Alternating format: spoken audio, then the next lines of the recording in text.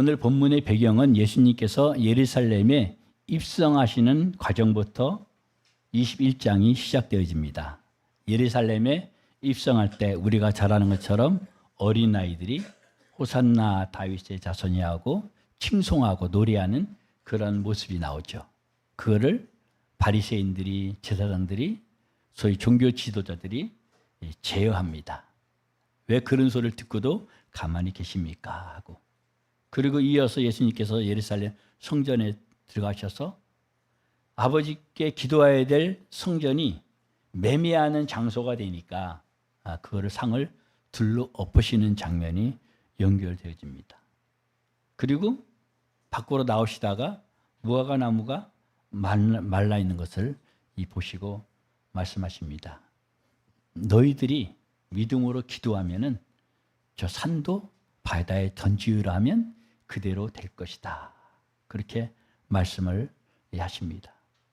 그리고 오늘 본문에 이 제사장들 또 이 백성의 지도자로서 장로들이 예수님에게 당신이 무슨 권세로 무슨 권위로 이와 같은 일을 행합니까? 하고 질문을 합니다. 그러니까 예수님께서는 그들 대답에 세례 요한을 들먹입니다. 너희 생각에는 세례 요한이 그 능력이, 그 권위가 하늘로부터 온 것 같냐? 아니면 사람으로부터 온 것 같냐? 그들이 대답을 못합니다. 안 하는 거죠. 하늘로부터 온 거라 그러면 왜 세례 요한을 받아들이고 이 시대 가운데 세례 요한을 중심으로 너희들이 서 있지 않았느냐? 백성들은 다 그렇게 여기기 때문에 그러한 책망을 받을 것이고, 또 사람으로부터 왔다 그러면 백성들은 하늘로부터 온 거로 알기 때문에 돌로 맞을까 두려워서 말할 수가 없습니다. 그래서 예수님께서는 나도 너희에게 말하지 않겠노라 하고 오늘 본문 말씀을 하시는 겁니다. 오늘 본문 배경에 쭉 깔려 있는데 이 배경 가운데서 우리가 큰 아들, 작은 아들 모습을 통해서 확장해서 누가복음에 나오는 큰 아들, 작은 아들, 또 결론적으로는 사도 바울은 이러한 전체적인 것을 종합해서 어떻게 신앙 고백을 하고 살았는가, 우리는 어떻게 살아야 될 것인가 하는 면을 한번 우리 각자가 나를 돌아보는 시간 될 수 있기를 원합니다. 예수님께서는 큰아들을 먼저 비유로 말씀합니다. 큰아들을 불러서 야, 포도원에 가서 아들이니까 뭐 막 일을 하겠어요? 관리하는 거죠. 포도원에 가서 일을 해라. 그러는데 아들이 예, 그리고 가서는 안 갔어요. 한마디로 실행을 안 했다는 겁니다. 근데 작은 아들은 아니요. 그러고는 가서 실행을 했습니다. 아주 간단한 얘기입니다. 너희들이 볼 때는 어느 쪽이 더 옳으냐? 이거는 뭐 우리 다 알 수 있는 거잖아요. 두 번째, 작은 아들은 뉘우치고 돌이켜 예 했다 그런 겁니다. 처음에는 아니지만은 행동에 있어서는 순종을 했다는 겁니다. 그러면서 엉뚱하게 이어서 나오는 이 비유의 얘기가 세리하고 창기의 얘기가 나옵니다. 그러니까 그걸 듣고 있는 제사장들과 또 장로들 마음이 아주 상당히 불편했을 거예요. 자기들을 얘기하는 거니까. 왜냐하면 세리와 창기들은 옳다고, 왜 그들은 돌이켜서 아버지께로, 하나님께로 왔다고 칭찬을 하는데 오히려 장로들, 이런 종교 지도자들 오히려 큰아들처럼 돌아오지를 않는다는 거죠. 우리가 신앙생활하면서 이런 고민들을 아마 다들 크게 적게 할 거예요. 나는 신앙생활하는데 왜 이렇게 변화가 없을까? 뭔가 막 변화가 막 일어나기를 원하는데 변화가 없을까? 그런 경우는요, 우리가 크게는 두 가지로 봐야 됩니다. 하나는 이 변화라는 것은 뭔가 이렇게 확 신앙이 올라가거든요. 그래프로 보면은 적어도 한 3, 40도, 45도 그 이상으로 올라가면 확 변화가 보여져요. 근데 계속 그래가 변화되기가 쉽지 않아요. 이 그래프라니까 좀 막연한데 예를 들면은 세상에 그 주식 거래장 그런 거를 이렇게 뉴스 나올 때 보면은 한 나라의 GDP 그 발전하는 속도 보면요 10%씩 15%씩 개발도상국은 그래요. 근데 가파라요 이게 변화되는 게. 신앙생활을 성령을 받고 제대로 도약하면은 가파르게 올라가요. 그러다가 어느 정도 정점에 가면 그것이 완만해요. 1%, 0.5%, 많아 2% 그렇게 성장해요. 우리 신앙생활도 그러한 면이 좀 있어요. 그런데 영적으로 이렇게 되면은 참 좋은데 이 혼적으로 이렇게 되면은 하나님이 보실 때는 발전이 없어요. 우리가 느끼는 것처럼 뭔가 내가 제대로 신앙생활을 하고 있나? 내 방향성을 내 영적인 정체성이 혼란스럽든지 하나님 앞에서 내가 나를 알아요. 그러면 주님 앞에 섰을 때 어떻게 될 것인가? 아마 갸우뚱그려질 거예요. 그거는 하나님과의 관계에 있어서 우리를 다시 한번 돌아봐야 됩니다. 큰아들은 이해했는데 왜 이해한 걸 실행하지 못했을까? 큰아들이라고 뭐 안 그러고 싶었겠어요? 우리를 보면 우리가 신앙생활을 누구나 다 잘하고 싶죠. 하나님 앞에나 다른 사람에게도 덕이 되고 은혜가 되고 서로 간에 기쁘게 잘하고 싶지 않은 사람 여기 있나요? 없어요 아마. 아마 그런 사람은 조금 뭐 정신이 좀 그런 사람 외에는 정상적인 사람은 잘하고 싶어요. 그런데 안 되는 거죠. 예수님께서 제자들이 졸고 있으니까 위로하시느라고 마음은 온유로되 육신이 약하도다. 이해는 되어져요. 그런데 우리가 하나님 앞에 섰을 때 그래 내가 이해하마 이건 아니거든요. 우리가 에스겔 큐티를 하면서 여러분 좀 내용이 너무 계속 이 근자에는 반복되고 계속 이스라엘 책망하고 소위 죽이고 망하는 그런 모습들이잖아요. 그런 가운데 그 말씀을 하나님의 영으로 보면 하나님의 마음이 와닿아요. 근데 혼적으로 보면은 이게 답답해요. 그럼 어쩌란 말인가? 우리 신앙생활 하면서도 신앙생활을 영으로 신앙생활을 하는 사람이 있는가 하면은 혼으로 신앙생활을 하는 사람이 있어요. 특히 에스겔서를 보면서 성경 많은 부분이 그래요. 이 영혼으로 써놨기 때문에 여러분이 헷갈리는 부분이 많았을 거예요 아마. 제대로 하나님의 말씀을 보려고 그런 분들은 그냥 읽은 분들은 그냥 뭐 헷갈릴 것도 없고 그냥 읽은 거고 제대로 하나님의 말씀이 어떠한가 이렇게 깊이 좀 하나님의 마음을 하나님의 뜻을 알려고 본 사람들은 이게 좀 많이 헷갈렸을 거예요. 왜 그런가? 번역을 다 이 혼을 영혼으로 번역해 놓은 거예요. 영은 영어로 표현하는 게 한 군데 있는데 나머지는 혼에 대한 부분을 영어로 했기 때문에 헷갈리는 거예요. 이것이 무슨 말인가 하니 우리가 신앙생활하면서 이 큰아들처럼 혼적인 그런 쪽으로 신앙생활을 많이 하는 경향성이 있어요. 혼적인 신앙생활은 뭘로 차이가 나는가? 신앙생활하면서 절대적으로 하나님만 의식을 해야 되는데 하나님이 아닌 사람이 더 의식이 되어져요. 혼적인 사람이에요. 이런 사람은 열심히 교회를 다녀요. 봉사도 열심히 해요. 헌금도 열심히 해요. 뭔가 열심히 하는데 자기는 알아요. 내 속사람이 변화가 안 된다는 걸 나는 알아요. 혼적인 열심이기 때문에 그래요. 이 큰아들도 혼적인 열심이에요. 누가복음 15장에 나오는 큰아들도 아버지 집에 있어요. 열심히 일해요. 그런데 혼적이기 때문에 아버지와의 관계가 떨어져 있는 거예요. 혼적인 신앙은 영의 공급을 받을 수가 없어요. 조금 받는 게 아니라 없어요.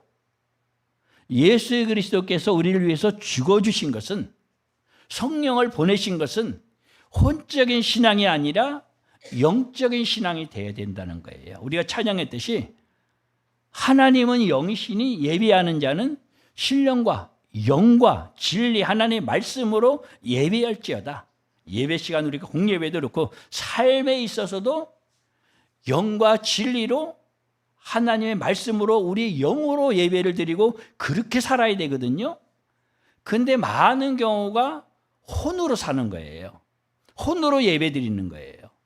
혼으로 뭔가 주의를 하겠다 그러는 거예요. 밤새도록 고기를 잡았지만은 없는 것처럼 육으로 혼으로 열심히면은 본인이 허탈해져요. 본인이 힘들어져요. 신앙생활 하면 할수록 이게 뭔가, 적어도 여기 계신 분들은 다 열심히 있는 분들이, 그쵸? 하나님 앞에 뭔가 잘해보려고 그러는 거예요.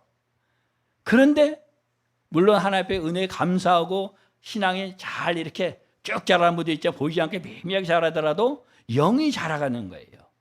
예수 그리스도의 장성한 분량에 이르렀잖아요. 영이 자라가는 거예요. 그런데 어쩌면 많은 경우 한국교회가 혼에다가 초점을 맞춰요. 눈에 보이는 거에 초점을 맞춰요.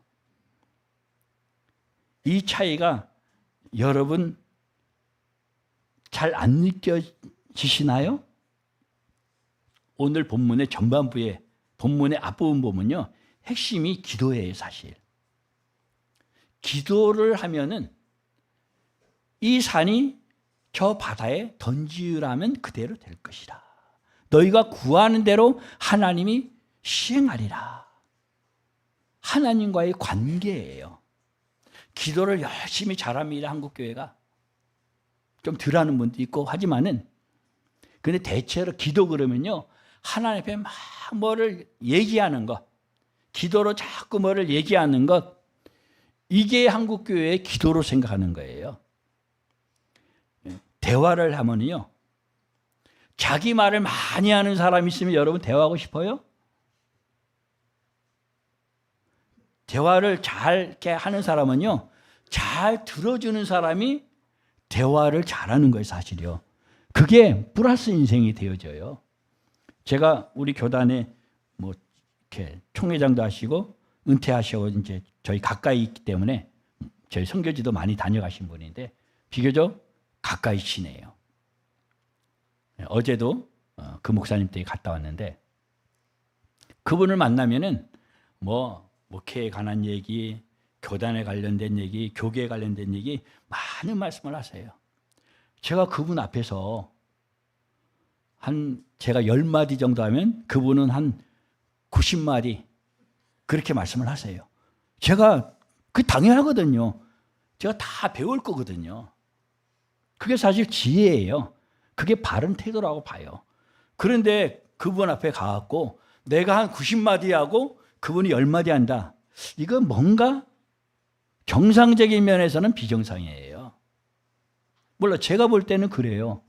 제가 그 어른 앞에 가갖고 뭐를 뭘 얘기한다 그래도 좋은 얘기를 할지라도 내 얘기를 많이 하는 거는 그거는 사실 글쎄 적어도 제 기준에는 그건 아니에요. 하물며 하나님 앞에 우리는 말을 막 쏟아내요. 소위 그거를 기도를 하는 이름으로 막 얘기를 해요. 내가 원하는 거 뭐 막 얘기를 해요. 또 우리 나라 민족을 위하든 뭐 어떤 교회를 위하든 막 기도를 해요. 그 10마디면 충분해요. 그렇다고 말의 10마디를 말하는 것이 비율적으로 보면은 나머지 90마디 하나님께서 말씀하시는 거를 들어야 되거든요. 이게 더 중요한 거거든요. 근데 한국교회는 뭐 저를 포함해 갖고 우리는 내 말을 많이 하나님 앞에 쏟아내는 거예요. 그러니까 기도를 하지 말라는 것이 아니라 하나님께서 뭐라고 하시는가? 내 말은 최대한 줄여야 돼요. 사람과의 관계에서도요, 말을 가능하면 최대한 줄여야 돼요. 상대방이 말한 걸 자꾸 들어주는 게 중요해요. 나이가 들수록 중요해요. 나이가 들면 다른 사람 관계가 많이 이렇게 줄어들어가니까 많이 뭐 소초나고 그러니까 말을 막 하고 싶잖아요. 어르신들 그런데요. 밥을 많이 사는 분이 돈을 내는 분이 말을 많이 한대요. 세상은 좀 그래요. 근데 그건 지혜롭지 않은 거거든요. 적어도 하나님의 사람은 하나님의 말씀도 많이 들어야 되고 다른 사람의 말도 많이 들어줘야 돼요. 물론 사건 상황에 따라서 또 말을 안 하는 사람 앞에서는 또 말을 또 많이 이렇게 하는 것도 저희 아내처럼 말을 많이 하는 것도 또 필요한 부분은 있어요. 네. 근데 적어도 기본적으로 우리가 하나님 앞에 하나님의 말씀을 많이 듣는 게 그게 사실은 능력이에요. 그게 하나님의 자녀된 권세예요. 왜냐하니 하나님의 관계가 이게 단단해지거든요. 강해지거든요. 이게 우리가 영이 강해지는 영이 건강한 비결이에요. 우리 예수님께서는 밤이 늦도록 새벽 이명에 이르도록 하나님과 대화하세요. 삶 가운데서 틈틈이 하나님 앞에 물으면서 뭘 하세요. 어떤 기적을 행할 때 다윗이 하나님께 늘 묻듯이 예수님께도 무시로 하나님한테 대화하는 거예요. 우리가 살아가면서 몸은 세상에 살아가지만은 뭐 직장 생활하고 뭐 여러 가지 우리 각자 처한 위치가 상황이 다 다른데 그런 가운데서도 하나님의 소리를 자꾸 들으려고 해야 돼요. 특히 하나님의 말씀을 보면서 하나님께서 내게 뭐라 그러시는가 하나님의 말씀을 들으려고 해야 돼요. 그러면요, 이 세상의 권위, 이 세상의 어떠한 포지션, 위치, 이게 전혀 상관이 없어요. 오늘 제사장과 이 장로들은 관심이 이 권위에 있는 거예요. 이 혼적인 권위. 우리 교회로 보면 목사, 뭐 선교사, 뭐 장로, 권사, 집사, 하나님 안에서 이거 아무것도 필요 없는 거예요. 혼적인 건 필요가 없어요. 영어로 서워져 가지고 이런 부분들이 다 섬기는 요소가 되는 거거든요. 우리가 이 세상에 있으면서 혼적인 사람이냐 아니냐는 것은 내 관심이 우리 각자 나를 보세요. 나는 어디에 더 관심이 많은가? 물질을 써도 전에도 한번 그런 얘기를 한 적이 있는데 세상 사람은 이 돈으로 사람을 조종해요. 아까 얘기한 밥 내는 거, 밥 사는 거. 네, 돈을 갖고 그래요. 세상 사람들은 돈을 갖고 모든 것이 움직여져요. 하나 앞에는 이거는 뭐 제로죠. 그렇다고 돈 남 대접하고 그러지 말라는 것이 아니거든요. 우리가 우리의 영에 관심이 있어야 돼요. 영에도 지정의가 있어요. 혼에도 지정의가 있어요. 우리의 육체에도 지정의가 있어요. 영적인 관리를 잘해야 돼요. 혼적인 관리도 잘해야 되고 육적인 관리도 잘해야 돼요. 이 경영하는 관리하는 이거를 잘 모르는 것 같아요. 우리가 이사를 한 지 이제 한 2달 돼 가요. 이사하기 전에 제가 빌라에 살았으니까 어느 날 영성전사 와갖고 아빠 몇 층으로 이사하세요? 그래. 11층으로 이사해. 아, 그러면 아빠 내려올 때는 엘리베이터 타더라도 올라갈 때는 걸어서 다니세요. 그래. 그래서 제가 마음에 이렇게 딱 담아놨어요. 우리 애들이 말하는 거나 아내가 말하는 거나 제가 담아요. 물론 다른 분들도 그렇고. 그리고 이사하고 나서는 제가 첫날부터 바로 좀 피곤하고 하지만은 걸어 올라갔는데 한 4층 올라가니까 힘든 거예요. 그래서 엘리베이터 타고 그리고 한 이틀 있다가 5층 올라가서 엘리베이터 타고 그러기를 한 15일 되니까 11층까지 올라가더라고요. 그래서 지금 11층까지 가요. 하루에 보통 한 7, 8천 보 많으면 뭐 12,000보 좀 넘게 이렇게 걸어요. 그리고 어르신들 하는 동네 운동기구들 있잖아요. 그것도 뭐 그냥 가볍게 하고 그리고 계단 올라가는 거예요. 그러니까 거기 이사 가서는 한 3kg 빠졌어요. 그러니까 육적인 예를 들면 관리를 말하는 거예요. 내가 관리 안 하면 내 몸이 상하잖아요. 혼적인 관리도 필요해요. 이 혼적인 관리도 우리가 잘 해야 되거든요. 근데 포인트를 육적인 관리는 제일 후순위예요. 혼적인 관리도 제일 그 다음이고 가장 중요한 영적인 관리예요. 근데 영적인 관리는 보이지를 않으니까 이거 어떻게 하겠어 이거를. 그렇잖아요. 그런데 영적인 관리가 안 보이는데 보여지는 게 혼적으로 드러나는 거예요. 우리가 일반적으로 우리가 신앙생활하면서 같이 살아가면서 부부간에도 그렇고 가족 안에서 또 교회 안에서 사회에서도 영의 상태가 보여지는 거예요. 세상은 이미 영이 아웃돼 있으니까 혼적인 사람들이니까 뭐 그냥 냅두고 교회 안에서도 그래서 성령 체험이 중요한 거예요. 처음에 우리가 성령으로 인쳤다 그러잖아요. 성령 세례를 말해요. 예수 그리스도를 구주로 고백하고 예수님을 영접한 거. 우리 처제 남편이 이제 소천한 지가 1년이 안 되거든요. 그렇게 입으로 내가 복음을 전하느라고 우리 전도지 있잖아요. 바로 그게 전도지 갖고 한 4번을 전했을 거예요. 텀을 갖고 만날 때마다. 입으로는 내가 위에 사람이니까 따라해줘요. 입으로 신한다고 믿음으로 안 나오잖아요. 그걸 알잖아요, 우리가.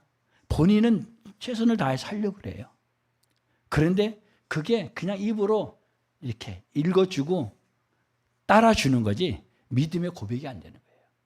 야, 이거 성령께서 하시는 일이구나. 아주 절감을 한 거예요. 그런데 어느 날 다른 목사님이 그 병원에 저희 갔을 때는 그런 일이 없는데 그 목사님이 아주 어렵고 절박한 상황인데 그런 가운데서 거길 신방 가신 거예요. 그때 성령께서 그 목사님의 중심을 보신 건지 우리 중심을 보신 건지 아니면 우리 처제 남편의 중심을 보신 건지 하여튼 성령께서 타치를 하시니까 사람이 바뀌어버리는 거예요. 말을 안 하는 사람이에요. 우리 가면은 예배 드리면 예배 앉아줘요. 밥 먹으면 밥상에 같이 밥 먹어요. 끝나면 바로 자기 방으로 가서 그냥 있어요. 왜냐하면 관계 자체를 못해요. 말 자체를 못하는 거예요. 그런데 그 후에 병원 가면 본인이 계속 올 때까지 말을 하는 걸 보고 야, 성령께서 하셔야 되는 거구나. 성령께서 하시는 그 체험이 가시적으로 이렇게 나타날 때도 있고 또 은사와 함께 성령이 임할 경우도 있고 때로는 성령께서 분명히 임재하셨는데 인치심이 있었는데 성령 세례를 받았는데 눈에 안 보이는 경우도 있어요. 그건 우리 인간이 알 수 없어요. 하나님의 영역이에요. 그런데 대체적으로 인간은 짐작할 뿐이죠. 100% 그렇다 아니라 우리는 말할 수가 없어요. 저 사람은 천국 가고 저 사람은 지옥 가고 우리 인간에게는 그럴 권한이 하나도 없어요. 짐작할 뿐이지.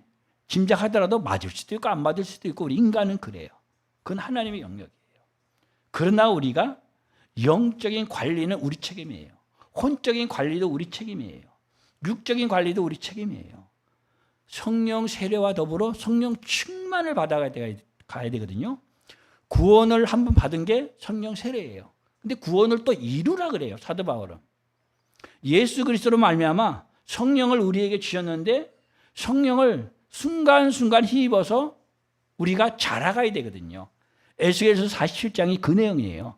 성령 성전 문지방에서 스미어 나오는 물을 처음에는 발목을 적시고 무릎을 적시고 허리를 적시고 나중에는 능히 건너가지 못할 헤엄쳐서 건널 오직 성령으로 말미암아만이 건너갈 수 있는 그 정도의 물이 된다 소리거든요. 우리가 자라가는 단계예요. 예수 그리스도의 장성한 분량에까지. 이거 혼적인 건 그래 보이지는데 영적은 안 보이지거든요. 그런데 하나님에게 관계가 건강하면은 혼적인 부분에도 드러나요. 어떤 사람은 말은 맞아요. 김성 교사가 설교하는 말은 맞는데 뭔가 거부가 되죠. 그 둘 중에 하나예요. 내 영이 건강하지 않아서 거부가 될 수가 있고 또 하나는 내 영이 건강하기 때문에 김 목사가 말하는 것이 혼적인 메시지면 거부가 될 수 있어요. 혼의 사람은 영적인 게 거부되어지고 영의 사람은 혼적인 게 거부돼요. 사실. 물론 이제 거부될 때 영적인 사람은 영에 속한 사람은 성령을 따른 사람은 혼에 있어서 거부도 그냥 거부가 아니라 또 지정의가 있기 때문에 잘 그거를 덕이 되게 또 나타났죠. 영에도 지정의가 있거든요. 영적 관리를 잘해야 돼요. 혼에도 지정의가 있어요. 육에도 지정의가 있어요. 하다못해 손흥민은 축구하는데도 매너가 있다 그러죠. 그거는 이 육에 있어, 육체에 있어서도 축구라는 어떤 몸을 쓰는 일에 있어서도 지정의가 있다는 거예요. 여러분 이 이야기 쉽게 말씀을 드리면 혼적인 면은 우리가 지정이 있는 거 뭐 너무나 잘 아는 거고 여기에 모든 게 다 이렇게 맞춰져 있으니까. 근데 이거는 둘째예요. 영적인 면에 지정의가 있어야 되는 거예요. 그러려면은 누가복음 15장에 오늘 둘째 아들 마냥 아니요 그러고 허랑방탕하게 갔어요. 한마디로 망했어요. 바로 오늘 본문의 세리와 창기가 망한 사람인 거예요. 세상에서는 멸시를 받고 존재감이 없는 사람들이에요. 우리가 세상에 뭐가 없다. 그러면 없는 걸 볼 것이 아니라 하나님께로 돌아갈 때구나. 내가 사람들에게 존재감이 없고 뭔가 좀 이렇게 멸시까지는 아닐지라도 하여튼 간에 좀 불편해. 안 좋아. 그럼 하나님께로 돌아갈 때이거든. 타이밍이. 둘째 아들이 그거거든요. 아버지 집에 가면은 먹을 것도 많고 아버지에 가면 종들도 이렇게 모든 것을 누리는데 하다못해 내가 종이 될 값이라도 내가 아버지께로 돌아가야 되겠다. 이 터닝 포인트가 있는 게 중요하거든요. 아버지와의 관계가 회복되는 터닝 포인트예요. 그것이 종으로 될지라도 좋다는 거예요. 근데 아버지는 두나요? 다윗의 고백이 그거예요. 내가 세상에서 첫날이 하나님의 전에 문지기로 하루 있는 것이 훨씬 낫다는 거예요. 아무리 세상에 부귀영화 왕으로 있는 것보다 하나님 앞에서의 한 날이 훨씬 더 귀하고 영광스럽다는 겁니다. 영의 사람인 거죠. 초점이 하나님께 있는 사람하고 이 세상에 눈에 보이는 거 있는 사람하고 전혀 다릅니다. 우리가 다시 한번 우리 신앙을 큰아들하고 둘째 아들하고 비유로 오늘 본문 말씀하시는데 하나님께로 돌아가는. 그러면 하나님께서는요 여지없이 안아주십니다. 여지없이 오히려 칭찬해 주세요. 세리와 청기가 오히려 하나님 나라에 합당하다. 하나님 나라에 들어간다. 그럼 뭐예요? 큰아들은 그거는 퀘스천 마크죠. 뭐 안 들어간다고 말할 수는 없고 성령을 받았으면은 이 세상에서 허랑방탕하고 악행을 범해도 이스라엘이 악행을 범할지라도 예수 그리스도를 구주로 영접했으면요 천국 가는 거예요. 그런데 영접했는지 안 했는지를 하나님만이 아시는 거예요. 이게 하나님의 씨름인 거예요. 하나님의 열심, 하나님의 사랑이 에스겔서에 우리가 보는 그 현장의 내용이에요. 마지막 결론이 늘 내가 여호와임을 알게 하려 함이라 계속 나오거든요. 하나님의 마음을 알아달라는 거예요. 우리가 영의 사람은 하나님의 마음을 알기 때문에 영혼이 영혼을 대하는 그 하나님의 마음을 아니까 사람들을 대할 때 영으로 대하는 거예요. 혼적인 사람은 혼의 기준에 대하지만 영적인 사람은 하나님 마음으로 영과 혼, 육체까지라도 함께 보면서 섬길 수 있는 거예요. 과연 우리는 내가 어디에 속했는가? 큰아들 쪽인가? 적은아들 쪽인가? 큰아들 쪽이면 동생이 오는 것도 못마땅해요. 원수가 회개하면 하나님 앞에 좋아야 되거든요. 아무리 원수였을지라도. 영의 사람은 그래요. 혼의 사람은 원수가 돌아가는 게 싫은 거예요. 우리 가운데 혹시 원수가 있나요? 적어도 하나님의 사람, 영에 속한 사람이면, 성령의 사람이면 원수도 없어야 되지만 혹 있더라도 주님께 돌아오면 감사하고 감격해야 돼요. 근데 탕자의 형은, 큰아들은 못마땅한 거예요. 우리가 그 모습이 되면 안 됩니다.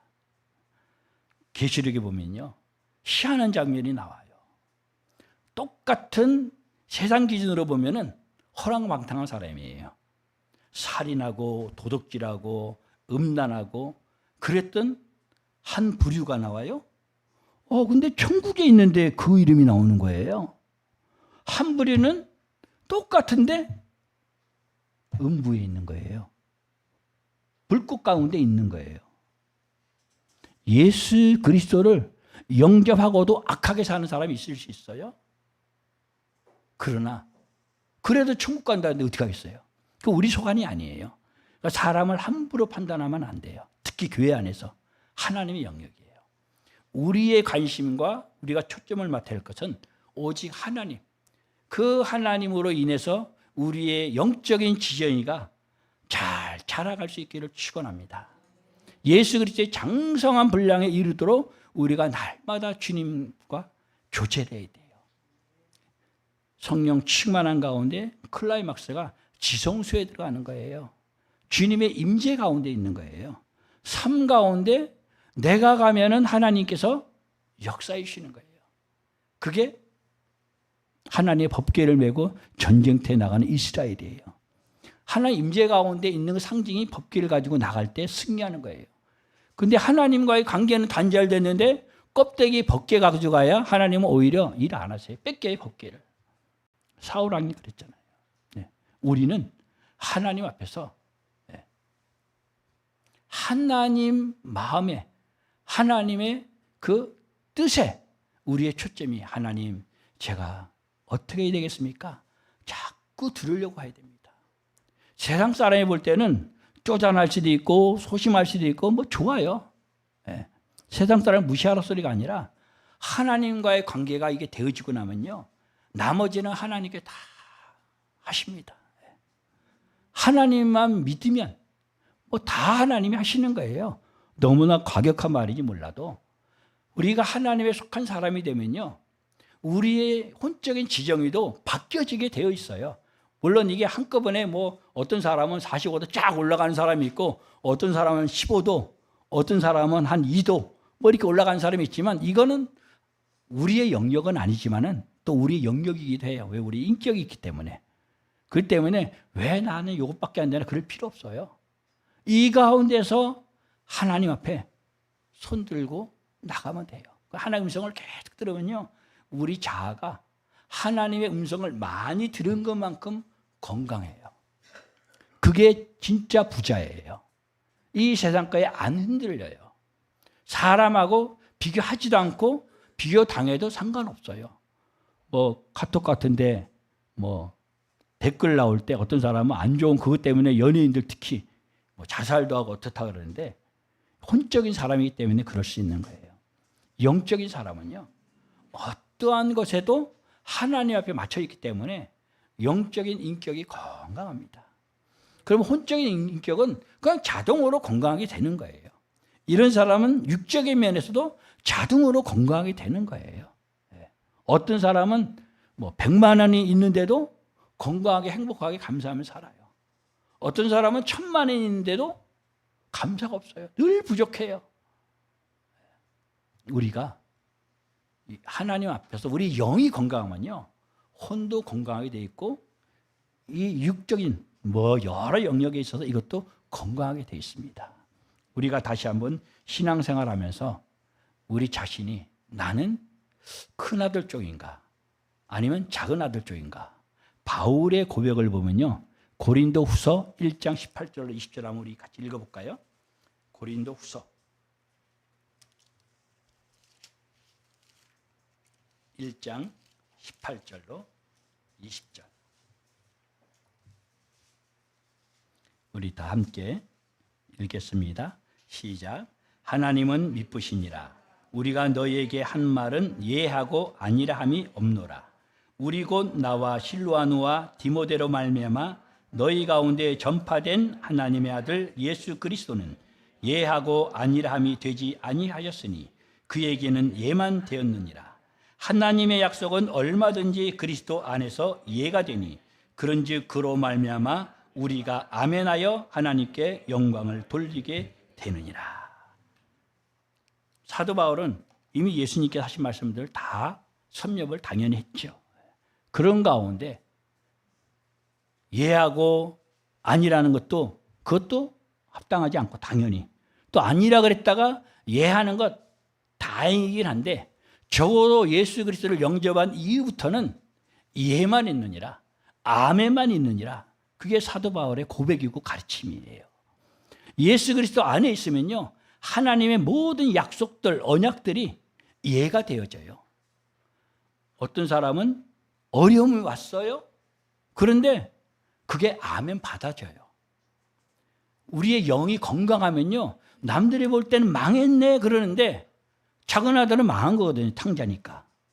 근데 그게 아멘 되어지는 거예요. 왜? 이제 하나님과 관계가 회복이 들어가니까. 아버지의 관계가 회복이 되어지고 자녀된 권위, 권세가 주어지기 때문에. 물론 작은 아들은 그걸 바라서 간 건 아니에요. 우리가 세상적인 기준에 안 됐다, 망했다, 부족하다, 그거를 볼 것이 아니라, 하나님을 만날 타이밍이구나. 좋으면 좋은 대로, 하나님을 만날 타이밍이구나. 날마다 우리는 하나님 안에 있게 됩니다. 날마다 감사만 하게 됩니다. 어떻게 그렇게 할 수 있겠어요? 하나님의 영으로, 우리의 영이 하나님의 인격으로 그렇게 충만하면요, 하나님이 일하시는데 그게 다윗의 삶이에요. 예수님은 완벽한 삶이죠. 하나님이 함께 하시니까 아버지께서 일하시니 나도 일한다. 하나님 함께 하시는 거거든요. 완전히 인간으로 오신가 예수님께서요. 그럼에도 예만 있느니라. 여러분과 제가 모든 삶의 영역에서 아멘, 혼으로 교회 일을 충성하고 사람을 밖에서 만나고 일을 하던 이것이 아니라 영으로 예배로, 영과 진리로, 하나님의 말씀으로 기도하면서도 하나님의 음성을 계속 듣고 삶 가운데 하나님의 음성을 듣고 그렇게 예배하면서 가면요, 우리의 영이 강해집니다. 이 강해지는 것이 육의, 혼의 세상적인 눈으로 볼 때는 겸손하게 드러나요. 태도가 굉장히 중요하거든요. 영적인 태도가 건강하면 혼적인 태도도 건강해요. 이 영이 건강하다는 것은 태도나 모습이나 모든 게 건강할 수밖에 없어요. 왜? 아버지가 완전하시니까. 물론 우리가 이 땅에서 완전함을 추구하는 건 아니지만 그 방향으로 가는 거예요. 혼적인 부분은 저절로 되는 거예요. 열매가 저절로 맺는다 그랬잖아요. 가지에 붙어있기만 하면. 하나님의 성령으로 충만하면, 더군다나 임재 가운데 있으면 나머지 이 땅에서의 열매들, 성령의 열매들, 또 삶의 열매들, 육신의 어떤 열매들, 주님께서 어떤 사람은 100개를 줬는데도 충만하고 감사하고, 어떤 사람은 영적인 건강하지 않으면 1000개를 줬는데도 뭔가 아쉽고 불평이 되어지고 이럴 수 있거든요. 여러분과 저는 어떤 사람이 되어야 하겠습니까? 이 시간 함께 기도하기를 원합니다.